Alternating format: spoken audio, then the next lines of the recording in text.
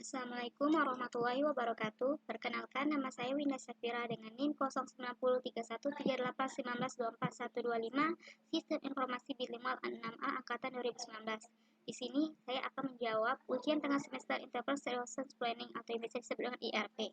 Baiklah, langsung saja untuk pertanyaan yang pertama. Jelaskan dua langkah awal yang harus ditentukan dari 4 langkah utama mengelola MRP. Dua langkah awal mengelola MRP adalah yang pertama itu netting, di mana proses yang dilakukan untuk mencari total kebutuhan bersih dari sebuah komponen didapatkan dari selisih antara kebutuhan kotor dengan keadaan persediaan, baik persediaan yang ada di dalam gudang maupun yang sedang dipesan. Yang kedua itu loading, yang dimana sebuah pemesanan yang dihitung secara optimal sesuai dengan kebutuhan bersih, yang dimana metode-metode untuk menentukan load yaitu Fixed Order Quantity atau biasa disingkat dengan POXQ, Economic Order Quantity atau biasa disingkat dengan EOQ, yang terakhir Fixed Periodic Requirement atau biasa disingkat dengan FPR. Untuk pertanyaan yang kedua, jelaskan manfaat implementasi ERP pada suatu perusahaan dan berikan contoh pada perusahaan yang telah menerapkan ERP. Yang pertama itu integrasi data keuangan, yang dimana dengan menggunakan ERP, data keuangan bisa diintegrasikan sehingga manajemen bisa melihat dan mengontrol kinerja keuangan perusahaan dengan lebih baik. Yang kedua, standarisasi proses operasi. Dengan menggunakan ERP dapat menstandarkan proses operasi melalui implementasi best practice sehingga terjadi peningkatan produktivitas, penurunan inefisiensi, dan peningkatan kualitas produk. Yang ketiga, standarisasi data dan informasi. Dengan menggunakan ERP dapat menstandarkan data dan informasi melalui keseragaman pelaporan, terutama untuk perusahaan yang besar, yang biasanya terdiri dari banyak bisnis unit dengan jumlah dan jenis bisnis yang berbeda-beda. Dan untuk contohnya yaitu di sini perusahaan yang menerapkan ERP diantaranya Telkomsel, Garuda Indonesia, PT Belpus, dan lain sebagainya. Untuk PT Indofood Sukses Makmur Tbk, yaitu ini PT Indofood adalah perusahaan yang memproduksi mie instan terbesar di dunia dengan 14 pabrik termasuk di Indonesia sendiri. Perusahaan yang juga beroperasi di Cina dan di Nigeria ini menjual lebih dari 8 miliar paket mie instan setiap tahunnya. Di samping mie instan, PT Indofood juga mengembangkan variasi produk ke ranah snack, kecap, bumbu penyedap, makanan bayi maupun soft drink. Untuk cakupan bisnis perusahaan Indofood dan peningkatan pasar kedepannya menyebabkan Enterprise Resource Planning (ERP) merupakan faktor penting dalam kesuksesan perusahaan. Sebagai contohnya, yaitu tiap divisi harus menyesuaikan produksi plan mereka sehingga ketersediaan segala jenis bumbu untuk kebutuhan segala varian instan dapat terpenuhi. Sedangkan pada waktu yang sama, kondisi inventory di gudang harus tetap dijaga seminimal mungkin. Untuk itu, sangat diperlukan aplikasi ERP untuk mengatur kondisi-kondisi tersebut secara terintegrasi hingga ditunjuklah SAP Service sebagai implementator ERP dengan mengadopsi SAP R/3 versi 46C. Untuk selanjutnya, pertanyaan yang ketiga, pengembangan ERP harus memperhatikan yang disebut dengan best practice dan jelaskan serta berikan contohnya. Untuk best practice merupakan implementasi suatu konsep atau teknologi yang banyak dipakai oleh individual maupun organisasi. Untuk mengembangkan ERP dalam suatu perusahaan harus dapat merencanakan secara keseluruhan, baik kelebihan, kekurangan, dan lain sebagainya, agar pengembangan ERP dapat tercapai secara matang. Hal tersebut harus diperhatikan menggunakan best practice. Best practice saat ini telah menjadi suatu ukuran untuk memperbaiki standar waktu melakukan perubahan dan perbaikan dari suatu proses menjadi cepat dan tepat. Contohnya adalah pengembangan ERP. Pada PT Telkomsel adalah salah satu perusahaan yang sudah menerapkan ERP dengan best practice ke dalam fungsi bisnisnya. Diterapkannya alat bantu ERP ini dikarenakan tuntutan suatu perusahaan untuk mengikuti standar internasional. Legacy Information System, bagaimana peran penjualan, analisis terhadap biaya, dan bagaimana penulisan best practice, best process, dan best functionality ke dalam suatu perangkat lunak. Selanjutnya, jelaskan yang dimaksudkan dengan one input multi-proses dalam penerapan ERP dan berikan contohnya di suatu rumah sakit. Untuk one input multi-proses adalah proses memasukkan data yang cukup dilakukan satu kali yang memiliki keterkaitan sehingga dapat melakukan banyak proses. Di mana di dalam penerapan ERP contoh implementasi di suatu sistem informasi, contohnya yaitu implementasinya dalam sistem informasi rumah sakit, yaitu ketika petugas rumah sakit menginput data suatu pasien di mana data ini hanya cukup diinput satu kali pada proses registrasi pasien dan data ini akan digunakan pada bagian poliklinik, administrasi, dan lain-lain. Di mana dimaksud dari proses one input multiproses di sini ialah data yang sudah diinput pada proses registrasi pasien yang dapat dengan mudah ditemukan tanpa perlu menambahkan data yang baru. Baiklah, untuk soal selanjutnya ini soal yang wajib dikerjakan, yaitu soal poin ke-10. Ketahui jika untuk memproduksi barang D diperlukan bahan baku A, B, dan C, di mana kondisi keperluan dan karakteristik setiap bahan baku tersebut adalah sebagai berikut. Untuk kondisi bahan baku pada D, yaitu pencarian nilai loading bahan baku C menggunakan Fixed Period Requirement atau FPR dengan intuisi lot sebesar 4 bulan, yang dimana lead time itu sekitar 1 bulan. Untuk persediaan tangan pada periode sebelumnya itu sebesar 28. Untuk kebutuhan kotor pada bulan pertama itu 10, pada bulan kedua itu 15, pada bulan ketiga 20, pada bulan keempat 15, pada bulan kelima 28, pada bulan keenam 15, pada bulan ketujuh 20, pada bulan ke-8 23. Dan jadwal penerimaan persediaan itu pada bulan 3 20. Untuk persediaan di tangan itu pada bulan pertama 18, pada bulan kedua itu 3, dan pada bulan ketiga itu 3. 3 ini didapat dari 18 dikurang 15. Dan untuk persediaan di tangan pada bulan 4 itu 0. Persediaan tangan pada bulan 5 sampai dengan 8 itu juga 0. Untuk kebutuhan bersihnya itu dari bulan 1 sampai dengan bulan 3 itu 0, bulan 4 itu 12, bulan 5 28, bulan 6 15, bulan 7 20, bulan 8 23. Untuk offsettingnya itu pada bulan pertama 0, pada bulan 2 0, pada bulan ketiga 12, pada bulan ke-4 28, pada bulan 5 15, pada bulan 6 20, pada bulan ke-7 23, dan pada bulan ke-8 itu 0. Untuk offsettingnya ini didapat dari lead time 1 bulan yang dihitung dari kebutuhan bersih. Selanjutnya menghitung nilai loading bahan baku D menggunakan FPR. Untuk kebutuhan bersihnya itu pada bulan pertama dan bulan sampai dengan bulan ketiga itu 0, pada bulan ke-4 12, pada bulan ke-5 28, pada bulan ke-6 15, pada bulan ke-7 20, pada bulan ke-8 23. Untuk ukuran lotnya itu pada bulan 1 12, pada bulan 2 dengan sampai dengan bulan ke-4 itu 0, pada bulan ke-5 itu 86, pada bulan 6 sampai dengan bulan ke-8 itu 0. Ukuran lot ini didapat dari ukuran lot ini dapat 12 karena menggunakan intuisi sebesar 4 bulan. Jadi dihitung pada bulan keempat yaitu 12, maka lot pertamanya itu 0. Untuk persediaannya itu pada bulan 1 sampai dengan bulan 3 itu 12, pada bulan ke-4 itu 0, pada bulan ke-5 8, pada bulan ke-6 23, pada bulan ke-7 23, pada bulan ke-8 itu 0. 86 ini karena didapat dari intuisi sebesar 4 bulan, maka lot didapatkan dari 4 bulan kebutuhan bersih. 4 bulan itu yaitu yang bulan ke-5, bulan 6, bulan 7, bulan 8. Yang kebutuhan bersihnya itu 28, 15, 20, 23. Sedangkan persediaan 58 ini didapat dari 28 dikurang 86, yaitu hasilnya 58. Untuk selanjutnya bahan baku C. Pencarian nilai loading bahan baku C menggunakan lot for lot, di mana lead time-nya itu 1 bulan. Untuk kebutuhan kotornya ini pada bahan baku C dilihat pada offsetting bahan baku D pada sebelumnya.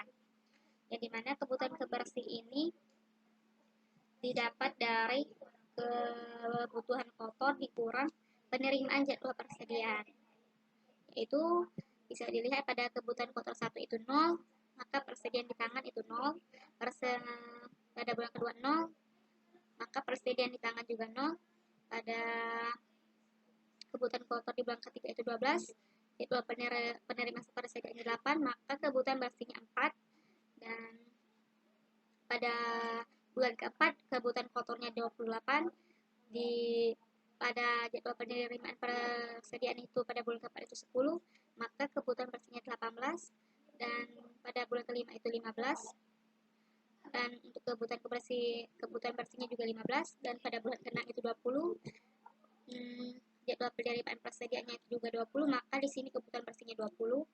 Di sini untuk jadwal penerimaan persediaan pada bulan ke-7 itu 23, maka kebutuhan bersihnya 23, dan pada bulan ke-8 itu 0, persediaan tangannya juga 0, maka kebutuhan bersihnya juga 0. Dan untuk offsettingnya pada bulan 1 0, pada bulan kedua 4, pada bulan ketiga 18, pada bulan ke-4 15, pada bulan 5 0, pada bulan 6 23, pada bulan 7 0, pada bulan 8 juga 0. Mencari nilai loading bahan baku C menggunakan load for load. Di sini untuk kebutuhan konversi itu dari bulan 1 sampai bulan 2 itu 0, bulan 3 itu 4, bulan 3 itu 4, bulan ke-4 itu 18, bulan ke-5 itu 15, bulan 6 itu 0, bulan ke-7 23, bulan 8 itu 0, dan ukuran lotnya itu 0, 04, 18, 15, 023, 0. Untuk persediaannya dari bulan pertama sampai dengan bulan 8 itu 0. Untuk kebutuhan untuk bahan baku selanjutnya ini untuk bahan baku 2A, di mana rata-rata kebutuhan dalam 8 bulan tersebut sebesar 450 unit dengan biaya pemesanan sebesar 2.000 per pesan dan biaya penyimpanan sebesar Rp2.500 per unit atau per periode. Dengan penentuan loading bahan baku A menggunakan metode EKK dengan lead time selama 1 bulan. Untuk kebutuhan kotor 2A ini didapat dari offsetting C dikali 2. Dan dimana didapat kebutuhan kotornya itu pada bulan pertama 0, pada bulan kedua 8, pada bulan ketiga 36, pada bulan 4 30, pada bulan 5 0, pada bulan 6 46, pada bulan 7 0, pada bulan 8 itu 0. Untuk persediaan di tangan 22 ini didapat dari periode sebelumnya. Untuk kebutuhan bersih ini didapat dari pengurangan kebutuhan kotor dikurang jadwal penerimaan persediaan. Yang dimana hasilnya itu yaitu untuk bulan 1 kebutuhan kotornya 0,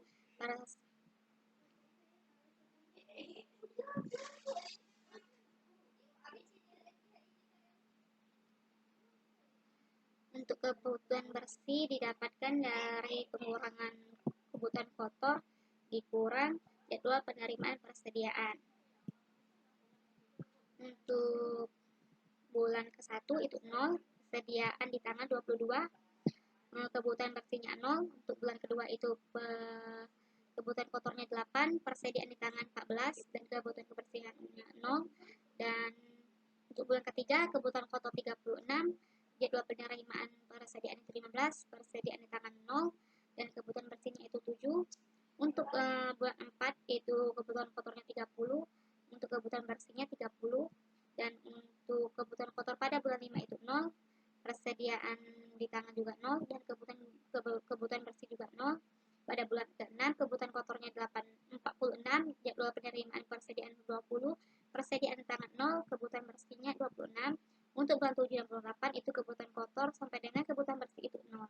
Untuk offsettingnya 0 pada bulan 1, pada bulan kedua 7, pada bulan ketiga 30, pada bulan 4 0, pada bulan kelima 26, pada bulan ke-6 0, pada bulan ke-7 0, pada bulan 8 juga 0.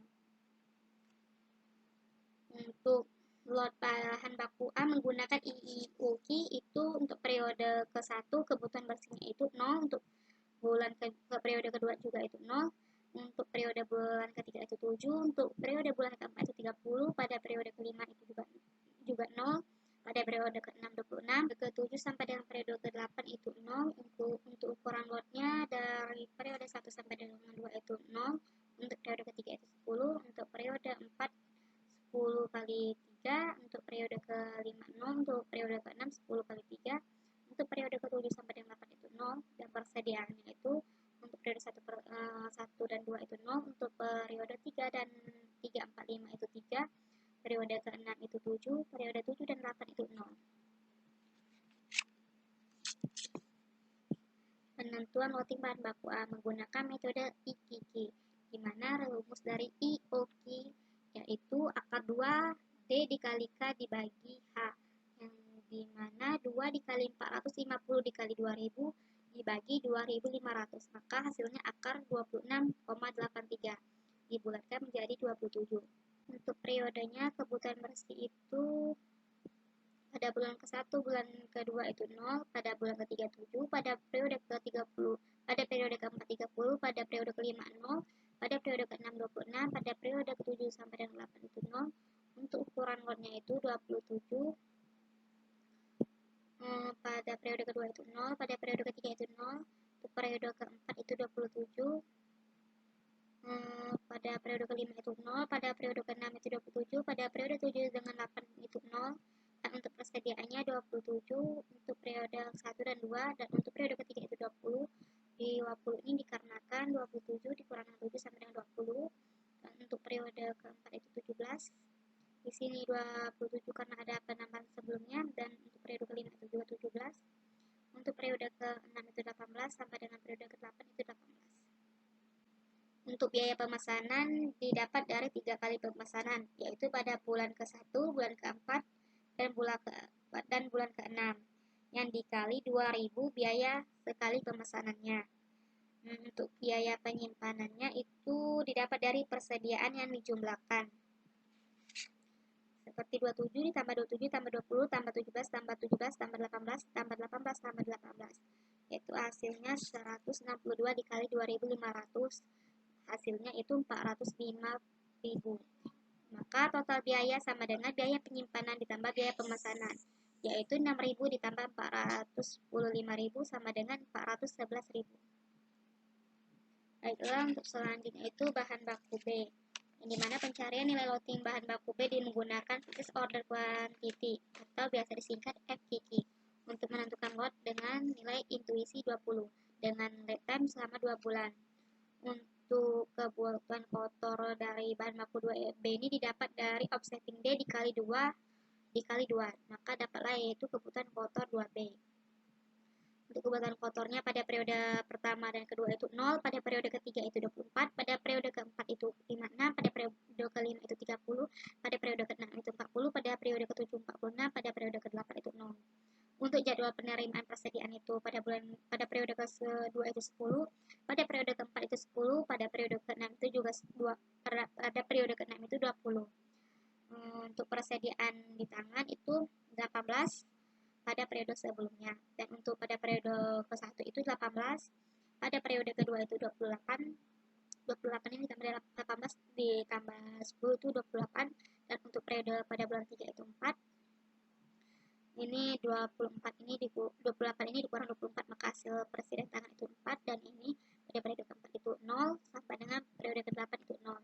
Untuk kebutuhan bersihnya untuk periode sebelumnya juga 0, untuk periode 1 sampai dengan periode 3 itu 0, untuk periode ke-4 itu 42, pada periode ke-5 30, pada periode ke-6 itu 20, pada periode ke-7 46, pada periode ke-8 itu 0, dan untuk offsettingnya pada periode sebelumnya 0, pada periode pertama itu 0, pada periode kedua 42, pada periode ketiga 30, pada periode keempat 20, pada periode ke-5 46, dan periode ke-6 sampai dengan periode ke-8 itu 0. Untuk pencarian nilai loading bahan baku B menggunakan Purchase Order Quantity FOQ untuk menentukan lot dengan nilai intuisi 20. Di sini untuk kebutuhan bersihnya pada periode pertama sampai dengan periode ketiga itu 0, untuk periode keempat itu 42, pada periode kelima itu 30, pada periode ke-6 itu 20, pada periode ke-7 46, periode ke-8-nya 0. Untuk ukuran lotnya itu dari periode pertama sampai dengan periode ketiga juga 0, dan untuk periode keempat itu 20 kali 2 sama dengan 40, maksudnya ini 2 kali dalam pemesanan. Untuk periode kelima ini 20, pada periode ke-6 ini juga 20, dan periode ke-7 ini 20 kali 2 sama dengan 40, artinya 2 kali dalam pemesanan. Jadi untuk periode ke-8 itu 0, dan untuk persediaannya pada periode pertama sampai dengan periode ketiga itu 20, untuk periode keempat itu 18, untuk periode kelima dan ke-6 itu 8, dan untuk periode ke-7 sampai dengan 8 itu 2. Dan adapun untuk kesimpulannya dari ujian ini, untuk menentukan netting dengan melakukan penghitungan selisih kebutuhan kotor dengan persediaan yang ada, sedangkan loading proses untuk mengetahui besarnya pemesanan optimal produk yang didasarkan pada kebutuhan bersih. Lalu offsetting perhitungan yang dilakukan cara mengurangkan saat awal tersedianya ukuran lot yang diinginkan dengan besarnya waktu lead time. Dan explosion dilakukan untuk menghitung kebutuhan kotor untuk setiap item atau komponen yang berdasarkan atas rencana pemesanan. Kemudian dalam proses produksi barang perlu diketahui bahwa kita harus mengetahui apa saja kebutuhan serta karakteristik dari setiap bahan baku yang akan kita pesan. Dari sinilah kita harus mempersiapkan kebutuhan tersebut dengan mencari kebutuhan bersih per periodenya di setiap bahan bakunya. Setelah itu barulah dapat menentukan lot atau jumlah pesanannya dari setiap periode dan juga waktu yang tepat untuk melakukan pemesanan itu kapan. Sehingga kita dapat mengetahui dan juga meningkatkan efisiensi serta efektivitas produksi barang. Pada kasus di atas dalam memproduksi barang D, memerlukan satu bahan baku C dan dua bahan baku B, di mana memproduksi bahan baku C itu sendiri diperlukan dua bahan baku A. Sekian pemaparan dari saya. Jika ada banyak salah kata, saya mohon maaf. Saya akhiri. Wassalamualaikum warahmatullahi wabarakatuh.